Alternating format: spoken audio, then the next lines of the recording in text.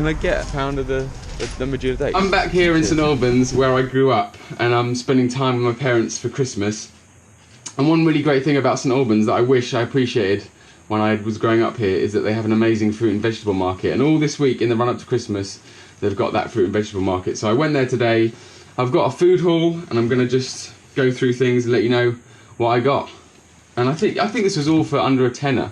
It's so cheap. People say eating plants is expensive, but all this food was under a tenner. So let's have a look what we got. So even though it's like 0 degrees here, you can still get amazing tropical fruit. This is a papaya. These are like the closest thing I can get to durian. They're a little bit oniony sometimes, but I quite like it. They're so sweet that you get an oniony note, which doesn't sound good, but it's delicious. In the morning, there's a really fresh breakfast. Is just to cut it in half and then scoop out the seeds and then just eat it out like a bowl, like a very natural bowl. Don't often get papaya because a lot of the time in England they're just either rock solid, not ripe, or they're a bit like avocados when you get an avocado and it's just all stringy inside and it's just ruined, it's kind of inedible. A little bit like Kinder eggs where you just don't know what you're going to get inside. I can sense this is a good papaya. We are a papaya whisperer. Really great. Maybe there'll be a plastic toy inside.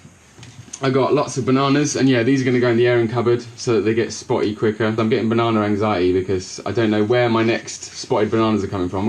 I got some Medjool dates. Medjool? Get me Medjoolas out! Squidgy. A good tip for dates though is that if they really aren't very squidgy at all, just leave them in a bowl of water, maybe in the fridge or something for a few days, and they will plump up. Just like raisins. So you know when you put raisins in water, they soak up all the water and get really plump, which I really like.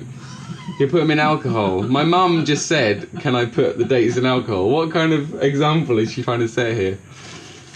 So my mum's going to put these in alcohol and get wasted on dates. I got some sweet potatoes, a big bowl of sweet potatoes, which I'm going to make into sweet potato fries. Very nice. And then I got some persimmons. See, I didn't really go to the market with any idea of what I was going to get. It was just what looked delicious at the time. And normally a lot of the persimmons at the moment aren't in season and they look very small or they're very hard, but persimmons do ripen off the tree. You just have to, a bit like bananas, just leave them in a big pile together and they'll ripen each other. In fact, leave them with your bananas and they'll all ripen together in a kind of ripening orgy. These ones were a good colour and a little tiny bit squidgy.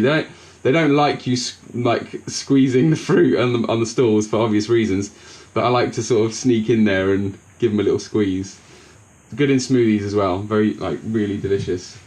And I like it at this time of year when they come round and they're everywhere and they're cheap.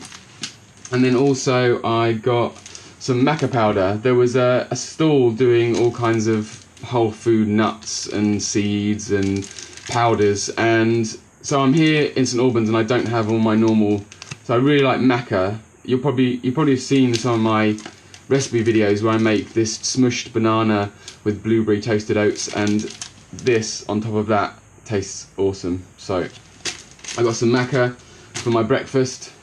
But yeah, that was about it, and all this food came to just under £10. So bananas, papaya, persimmons, sweet potatoes, dates, and some maca powder, all for under a tenner.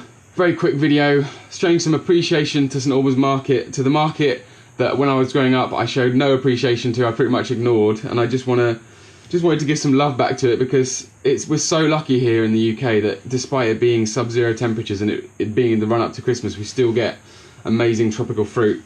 So I just wanted to show some appreciation. I'm going to go and eat some lunch now. I've actually made some butternut squash soup.